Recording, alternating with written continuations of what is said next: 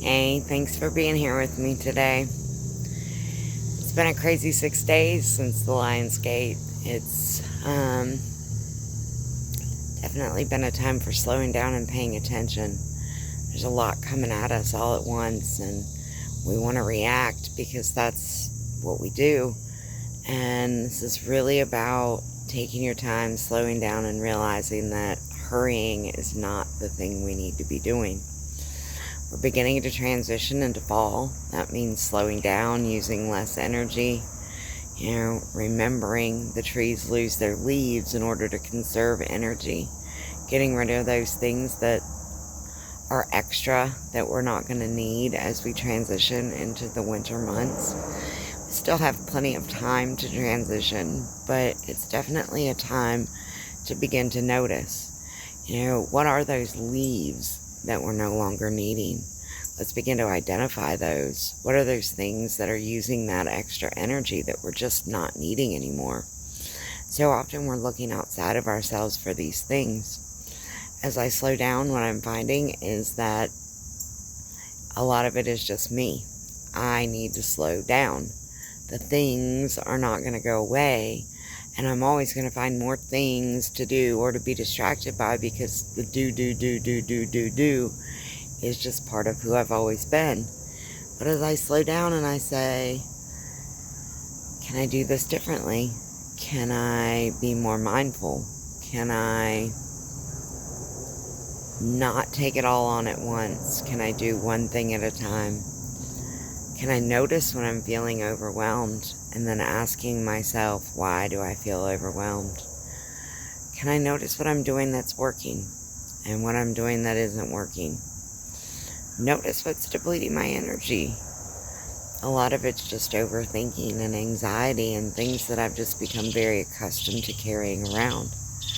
And as I put those things down, I find that I have more and more energy, and I need less and less sleep. And I've noticed myself developing a natural schedule where my body knows when it's ready for rest, and I'm able to just sort of go with that, not needing to define it by anybody else's standards.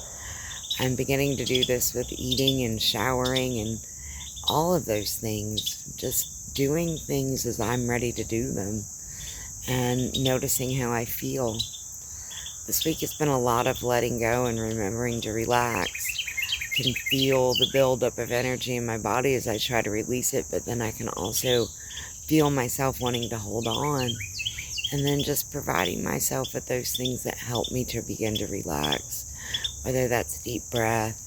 Yesterday I took an 1.5-hour bath and really just soaked it all out and relaxed and practiced the breath and just let myself be, let myself rest and relax, and just let flow return to my body without having to control everything subconsciously.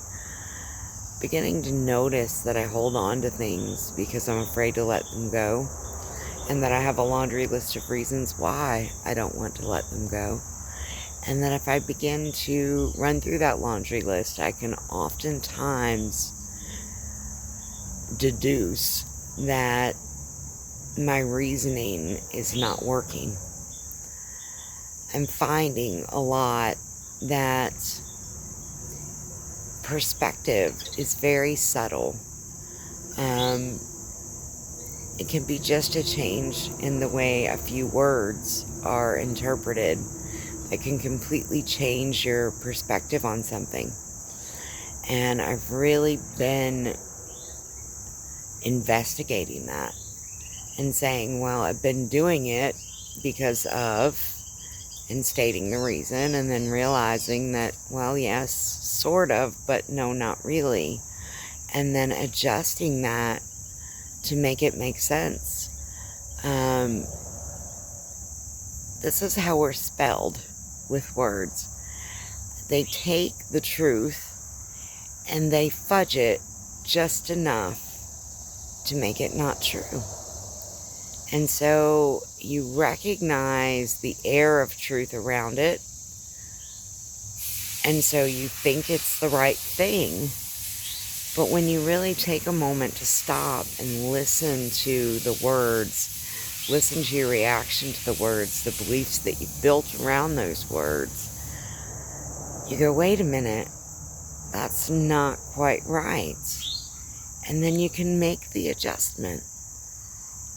We can't do this unless we slow down. We don't notice. And it's why we live in an environment designed to keep us very, very, very, very, very, very busy. As we begin to take responsibility for slowing down, noticing, taking the next step forward without being pushed into it or drug into it, we can begin to see where we're tripping up, where we've been making mistakes, where we've been feeling stuck. And it's in this that our true power lies. It's in that, wait a minute, I'm not doing this quite right. And then taking a couple steps back, assessing before we go forward again. And we can't do this when we're trying to make it through each day at breakneck speed in order to accomplish as much as possible. I encourage you to start asking a lot of questions. Does this really need to be done right now?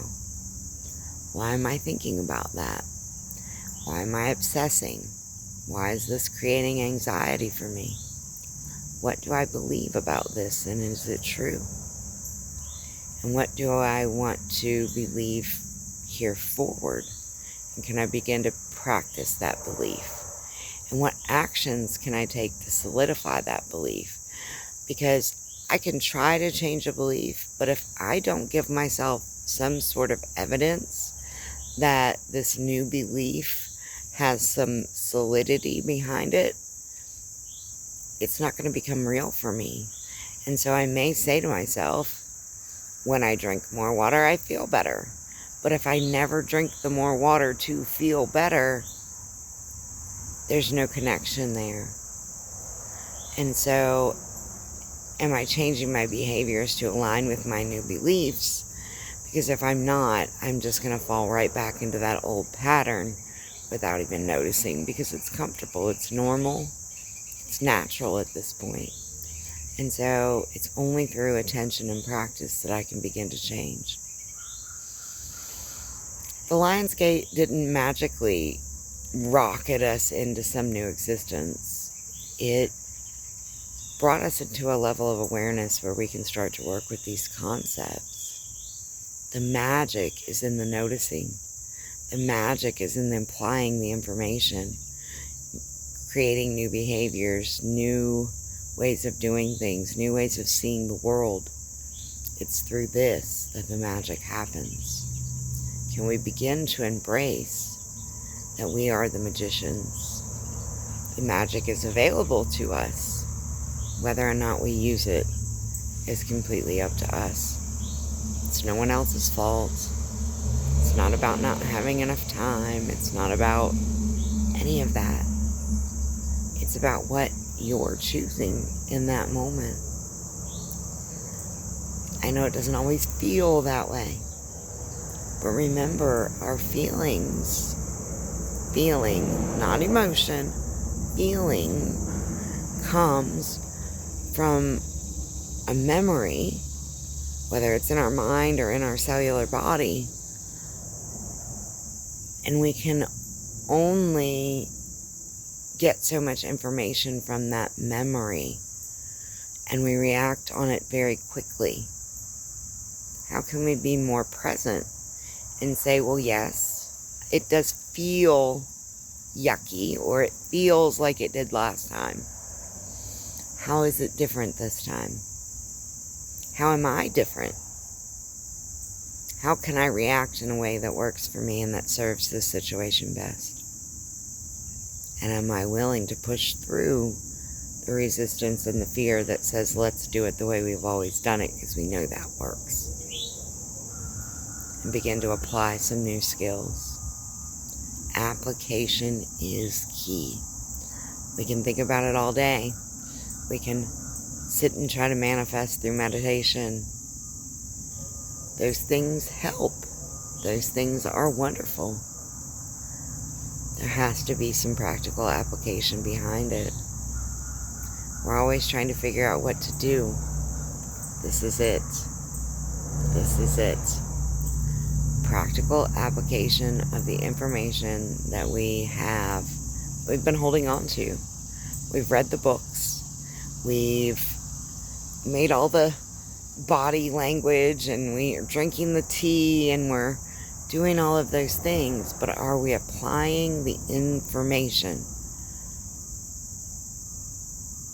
Chances are we're not, and if we are, we're not doing it fully because it's uncomfortable, and we don't want to be uncomfortable. We run from the discomfort. Notice that. Notice that feeling as it starts to bubble up. This is uncomfortable. Can I be with that discomfort? Where's it coming from? What is it saying? Sometimes we spend way too much time trying to find the exact place it's coming from. No, where's it coming from? What is it saying? We don't have to go back in time and find the place where it happened, and sometimes that's helpful. But a lot of times it's just, where am I holding this in my body? What's causing this reaction for me? What does it feel like? Why would it feel that way? The answers are there if we're willing to hear them. Sometimes there may be more than one answer, and that's confusing. It's because there may be more than one layer. Sit with it. Be still. Stop needing to jump to conclusions immediately. Sit with the information that you're getting. My daughter said last night I put a tack in it. And so notice and put a tack in it. And then wait for some more information. And then look back at that tack. Put the information together. Maybe put another tack in it. Eventually you'll have it all. But if you run off before you get it all, that's where we cause the problem for ourselves. Well, how do I know when I have it all? You won't have any more questions. This isn't easy work, but it's necessary. Thank you for showing up. Thank you for applying all the knowledge that you've collected. Thank you for embracing who you really are and knowing that everything you've done is valuable and everything you do is valuable. Just being you is valuable. Thank you. Namaste.